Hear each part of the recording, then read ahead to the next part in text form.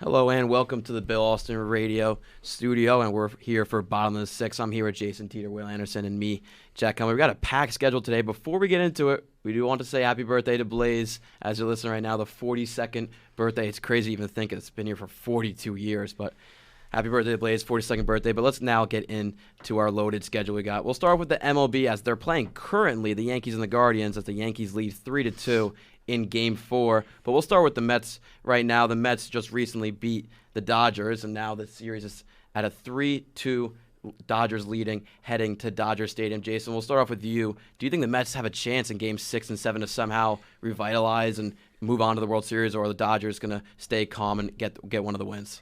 Well, and I think it does go to 7 here, only because it's been David versus Goliath right now with these two series with Cleveland. And yes, New York is a big market, but they're not the biggest in their own city of New York. Mm-hmm. It's been David and Goliath in both of these series, and I think there is a possibility for both these. We could see both these series go to Game 7. Cleveland right now, as we're speaking, is bottom of the fourth, 3-2 New York. You could see both these series swing either way. The Mets look great today, smacked all over Walker. It's going to be interesting to see who they put up and pitch for Game 6. It's just an interesting series. And New York's a powerhouse. We saw yesterday with Judge and Stanton going back-to-back home runs. They have that power on the lineup. It's going to be interesting to see. Yeah, and it was crazy. I think I saw a stat, like this was the first time in MLB history, postseason and regular season, where there were 4 different home runs in a 2-out go-ahead or tie situation, with the back-to-back Judge and Stanton. And then with the David Fry and the Mr. Christmas, John Kenzie Noel. I mean, it's just insane playoff baseball we're getting. And then, as far as we go in the NL, man, it's been whoever's winning those games has been absolutely destroying them. The smallest margin of victory has been 4 runs this entire series. Whoever gets out to an early lead, it looks like they're going to win. Now, it's going to be hard going back to L.A. after having those games with your home crowd behind you if you're the Mets. But, I mean, the way that they poured these runs on, it doesn't matter. I think it's whoever's going to start mounting on early and really putting those runs on is going to be whoever wins these games regardless of where they're played. Well, also, I think this is a crucial series for Cleveland as we're speaking. And I look at it now, and I'm looking to see starters for the next game. New York's about to put out Rendon, and Rendon's either going to have a masterclass of a game or an absolute pooper, right? Yeah. So Cleveland needs to win this at home and then take the next one and maybe go to 3-2 and then sneak one out in New York if they want to win the series, because obviously the Yankees are the big powerhouse in this series. Yeah, the Guardians, I mean, that was just a magical ending to that Game 3, and Brian Anderson call was even better to add on to it. And look, this game is the most needed game for them because you can't go down 3-1 to this Yankees team, especially with Garrett Cole looming in the bullpen. He's going to have another start for the Yankees, so that's a tough game to win. But for the Mets, I mean, you got Game 6, you got Sean Manaea on the mound, and then it's a bullpen game for the Dodgers. So you're leaning Mets, but then when you go to Game 7, it's Luis Severino starting for the Mets, and he did not look good against the Dodgers early on. So we'll see how that series fares. I mean, we'll move on to college football now, and we'll start with Dan Lanning in Oregon. After they got that huge win in Eugene against Ohio State, what was noted was their last-minute drive on defense, the rule that Dan Lanning kind of put into everybody's eyes. We'll start with you, Jason. What did you think about what he did? So what he did, I'll explain it, break it down right now. What he did is there was about 10 to 12 seconds on the clock, and they put 12 guys on the field to run that clock down, and because Ohio State was what? Third and 25. Third and 25. They were backed up. If they got a penalty, they would accept it, right? So Dan Lanning put 12 guys out there, basically ran cover 6 up top. So even if there was something that happened underneath, they would accept it because it would kill clock, right? So you had 6 guys up top covering, so there was no big play making sure of it. And he killed 4 seconds right there. And those seconds were crucial because the Ohio State quarterback went out of bounds. In that time, he was looking up at the clock like, oh, do we got time? No, we don't. Dan Lanning took that time. Craziest thing, though, is during this week, the NCAA has already patched the rule. Yeah, they made it illegal to like kill the time as like on purpose, basically. Mm-hmm. That's what he did, and it was smart. And Dan Lanning, smart guy, also a very smart guy, said in the interview, he never said, oh, I actually did it, because it would get him into trouble, right? Yeah. He said, "Oh, it just happened. We had a mix-up." But we all know this guy is smart. This is a program. This isn't just a team. This is a program. And you're going up against another program. You're going to have to find ways to win. And he did, in the little sense of putting 12 guys on the field, which I think is crazy. Yeah, and just I wanted to read what the NCAA said. They said if the defense has 12 players actively participate in the down, the offense can choose, along with the 5-yard penalty, to have the game clock reset to the time that had been displayed prior to the snap. So when there were 10 seconds left and Ohio State's backed up 3rd and 25, they need 15 yards-ish to be in range for a kick. Dan Lanning puts out another guy. They run a play. It ends up being an incomplete pass, but you kill 4 seconds off that clock. They take the penalty, 5 yards ahead. Now it's 3rd and 20. And then they run a play with no timeouts. Will Howard scrambles, gets down. There's no time left, pulling a Dak Prescott against the 49ers in the playoffs. And it's a rule. Or it was a rule. Obviously, they changed it now. One of the quickest things the NCAA has ever done. But look, Dan Lanning, just smart, interpreted the rules well. We saw, Bill Belichick does that a lot. We saw, remember if there was a playoff game or not, but when there were 2 consecutive timeouts called, icing the kicker, I believe it was, and the NFL had to step in and stop that rule from occurring, or stop that from occurring again. But Dan Lanning's just a real smart guy, just sifting through the rule book. How can I get a competitive edge? Kills 4 seconds off the clock, leaves them with no time. Oregon wins the biggest game in their young Big Ten history. Yeah, these are things that programs are looking at. Nick Saban today said on the Pat McAfee show that he hired a guy that just only looked at rules and looked at loopholes in the rules that they could use in the game. And I think Dan Lanning could have one of those on his staff, or he just does it himself, and he's that smart. But it's crazy to see how they really just executed that game very well in Eugene and got the huge win, moving up to number 2 in the AP poll. But now we'll talk about some games this week. What a loaded schedule we got. We'll start off with the okay top 25 matchup. It's Michigan at Illinois. Michigan favored by 3.5. Jason, what do you got? Well, honestly, you've seen Michigan struggling, right? You've seen Dave Portnoy going out and saying, "I'll give $3 million for a quarterback," right? Basically using this NIL being like, obviously, it's not going to happen as a joke. They just need a quarterback, right? They need a guy who can lead their team and be a leader. It struggled. Illinois has looked great the last few weeks. Yes, they struggled. They struggle some, but this Michigan team, if you can really stop their run, they're one-dimensional. And that's really, when you have a one-dimensional offense, you're going to struggle in games against teams who are definitely better off than you, or like more well-rounded, if that makes sense. Yeah. So this isn't a home game for Michigan. They're not going to have the crowd with them, not in the big house. Honestly, I could see this just going Illinois' way and really setting them up against a big Michigan team who, at the start of the year, if you said, "Oh, Illinois is going to wipe the floor with Michigan," people would have laughed at you. But looking at the situation now, it can happen, right? Absolutely. There's big wins. Illinois' only loss is Penn State, and Penn State is a very good team. Very good team. And this could be a big win for them if they go to Michigan and win, because next week they're at Oregon, right? Big game. That's a huge game. And Oregon, obviously, they're a very good program. If you can take this Michigan win and move it into Oregon, everybody plays well, locks in on all cylinders, it could be a big turning game for Illinois. Yeah, and before I get into my game, I just wanted to quickly point out, a couple years ago, Michigan went into Illinois and actually needed a Jake Moody field goal with no time on the clock to beat Illinois, an unranked Illinois at the time, not the team that they're facing this year. Obviously, Illinois is a lot better than they were 2 years ago, and on the other side, Michigan is, to be quite honest, a lot worse than they were a couple years ago. No Blake Corum, no J.J. McCarthy, no Roman Wilson. Obviously, that defense isn't as good anymore. I think it's going to be a rough one down there in Illinois for Michigan. But now headed to Alabama at Tennessee, 12:30 p.m., Neyland Stadium on ABC, 100,000 people all in Tennessee orange. And, the last time they met in Neyland, Tennessee beat Alabama 52-49, breaking a 15-year losing streak to Alabama.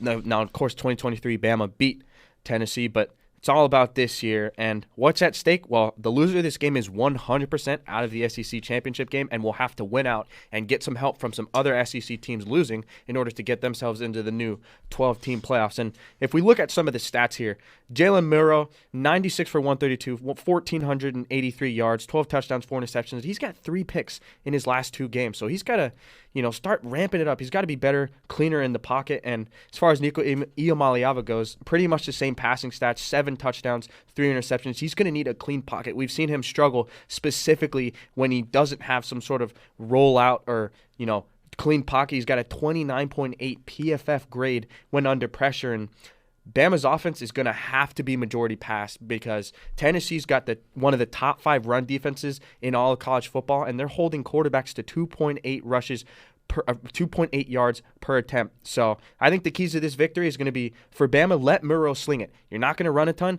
and Jalen Murrow, who's been kind of shaky this last couple games, especially against Vandy, and then that shaky one again in Tuscaloosa against South Carolina. Let him throw the ball, and then if you're Tennessee, you got to get Nico Iamaleava comfortable in the pocket, comfortable in the setting. Let Dylan Sampson take a lot of carries, get him settled down, and start letting him sling the ball. Yeah, it's so funny how similar these teams are coming into this game. They both start off with amazing starts of the season. Then they had big tests, Alabama versus Georgia, Tennessee versus Oklahoma. And then Alabama beat Georgia, Tennessee beat Oklahoma. The next week, they both take tough losses. And then the next week, they take really tight losses to not that good of teams, Alabama versus South Carolina, Tennessee versus Florida. Yeah. So they're coming off into this game a bit shaky. But in Tennessee, that's a tough place, like a really tough place to play in Rocky Top. But Milrow, I mean, he's not scared of that. He's definitely he's done those games all the time. I mean, I'm leading Alabama on this one just because the pure talent of that team and the Volunteers just have really, really scared me in the past 2 weeks, although Alabama has as well. But I see a lot more bright spots in the Alabama team. And then moving on, we got the next game, or really the last game in the college football slate this week. It's Georgia at Texas for game day. And this is the first time Georgia has been underdog since September 4th of 2021. I mean, that is insane to say what Kirby Smart has done with this program, but Texas has beaten opponents by an average of 36.8 points, the closest win being Mississippi State this season. But this is their hardest opponent by far. I mean, Oklahoma is now unranked, and Michigan is number 24 in the country and could even lose to Illinois. Look, Georgia's D-line is going to have to step up. They're ranked 79 in the country, and against the number 1 ranked passing blocking O-line in the country, this is going to be a tough game for Georgia, especially in the trenches. Giving Ewers time in the pocket will be a long day for this Georgia defense, as Ewers has a 125 passer rating with a clean pocket. And if Georgia really does want to win this game, it's going to have to be Carson Beck. He's going to have to play amazing like he has in the past 10 quarters. Ever since that first half of the Alabama grade, he has been insane. 92.0 grades in his last 10 quarters, 705 passing yards, 6 big-time throws. I think Georgia's offense is going to have to play basically excellent. But excellent would get them the win, but I just don't see that against this Texas defense. I know this Texas defense might be a little overrated in some people's eyes, but it's good enough against this Georgia offense and the Texans offense. I mean, come on. It's too good, and the Georgia defense has way too many holes, especially up front. I think this will be a close game in Austin, but I do think Texas will kind of squeak one out. Well, and also Georgia needs to win this to still compete for that SEC title game, right? Yeah. You lose to Alabama, but if you beat Texas here, it gives you kind of a push, because if Texas wins here, you could be looking at A&M versus Texas being that game before the SEC championship, because A&M is playing great as well. It's a great game. Yeah, and to piggyback off of that, A&M plays Texas the last game of the season, and there's a chance, depending on how things shakes out in the SEC, they play each other again for the SEC championship. Crazy to think that Texas, who coming into this season, how is Texas going to fare in this new SEC? Well, sorry to tell you guys, Texas might run the SEC this year. Yeah. They've got 3 offensive linemen, I believe, who've got at least 3 years in that Texas system under their belt. Quinn Ewers is going to have time to throw the football. He's coming back off that big Red River game, got the W. And if Quinn, for some reason, God forbid he gets hurt, Arch Manning is nowhere near bad at all. So I think this is a really, really scary game for Georgia, like I mentioned with Tennessee. If Georgia loses this game, that's 2 losses in the conference. I think they'll be favored again by the 8 people, but man, they're going to need some help to make that 12-team playoff if they drop this one in Texas.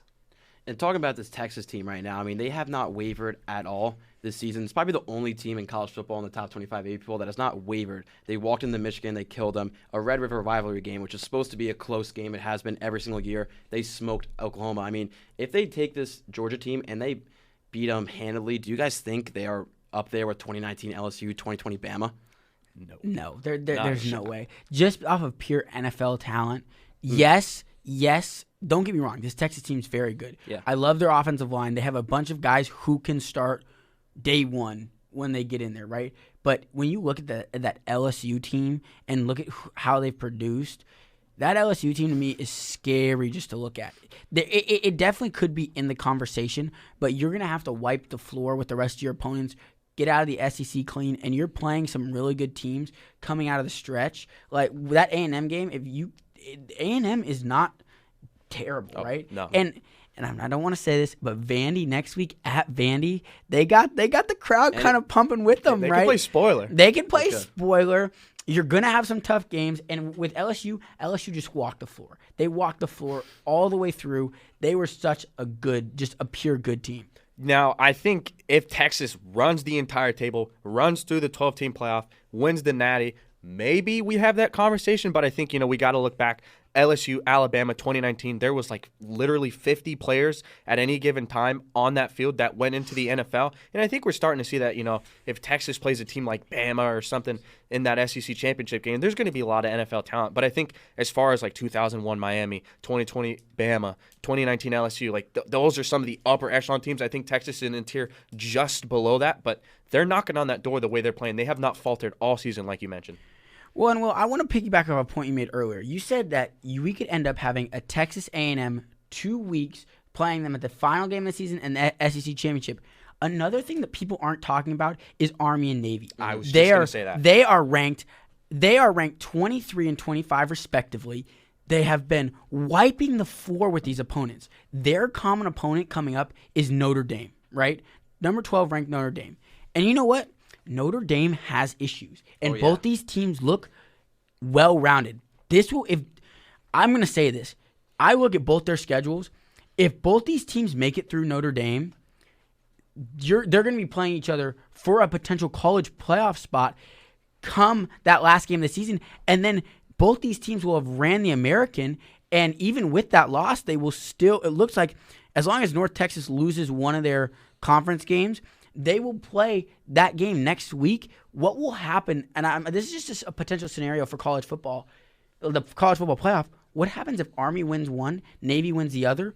What happens there with that 12th spot? Because one of those teams look like they could slip in there. Yeah, it's going to be really interesting. I mentioned the A&M Texas playing each other twice in a row.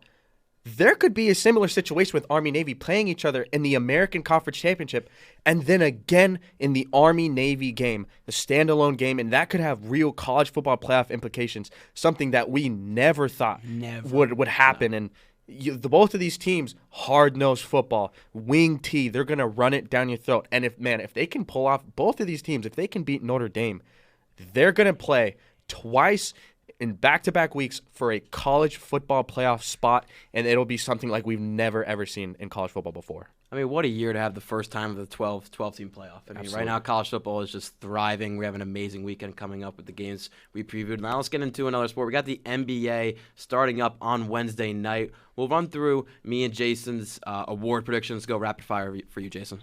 For me, the MVP is going to come down to who can stay healthy. Jokic is still a great player, and Embiid's a great player.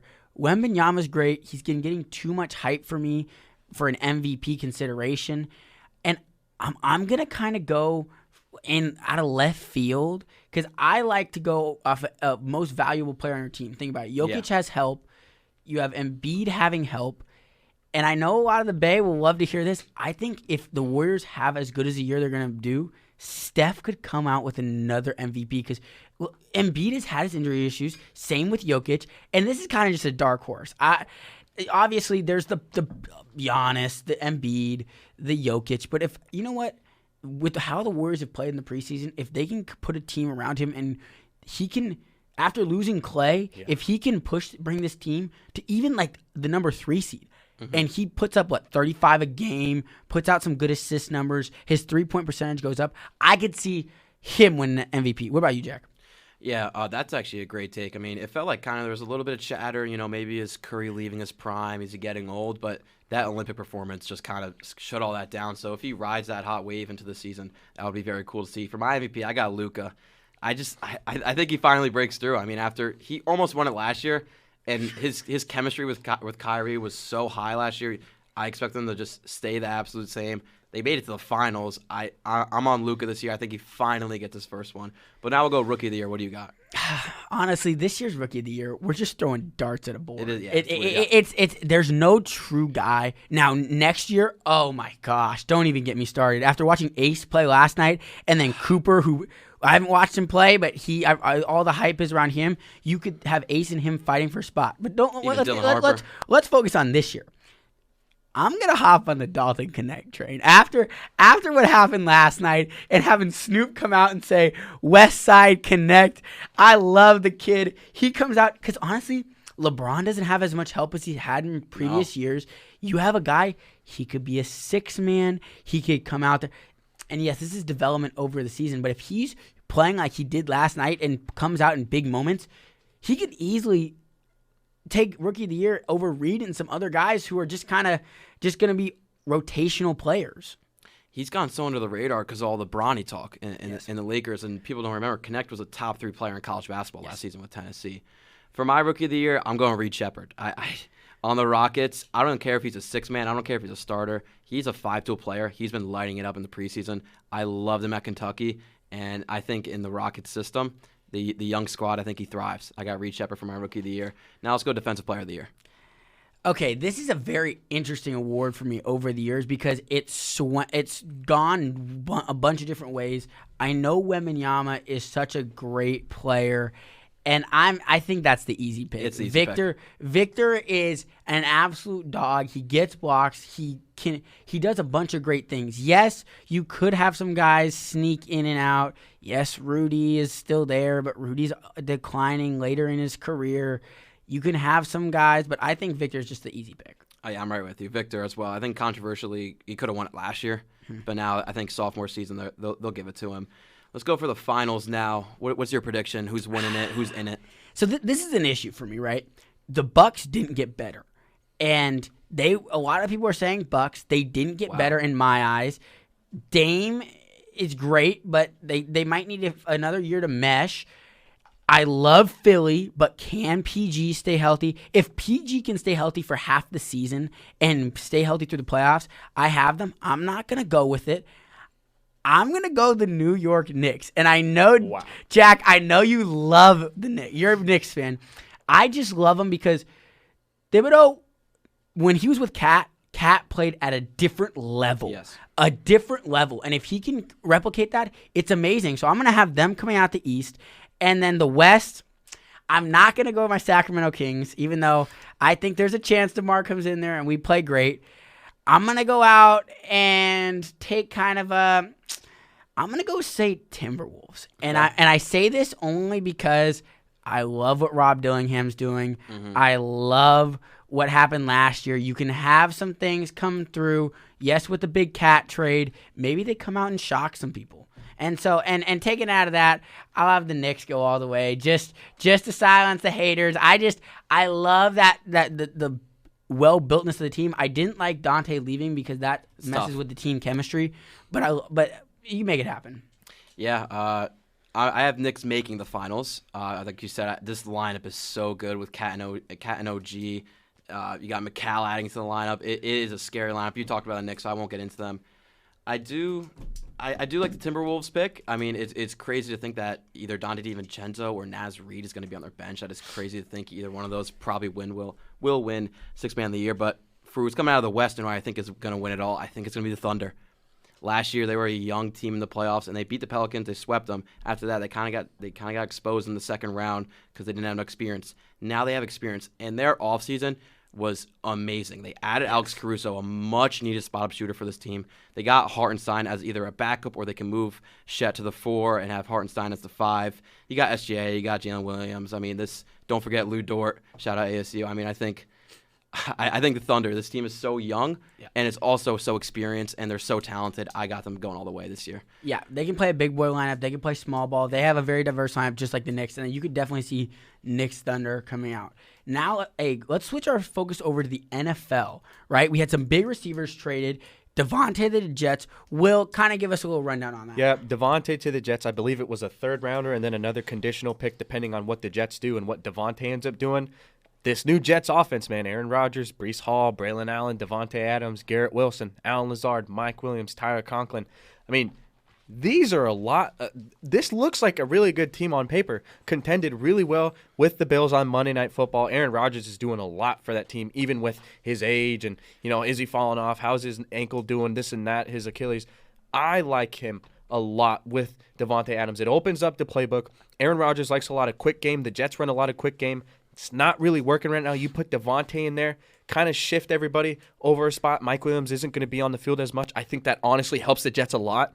And along with the quick game helping, it lets you take more downfield shots, and it also opens up the run game. Now guys are going to focus more on Davante Adams, might lighten up the box a little bit, might get better running lanes for Breece Hall and Braylon Allen. And like we saw, Breece Hall, when he gets focused in the offensive game plan, he doesn't do that bad.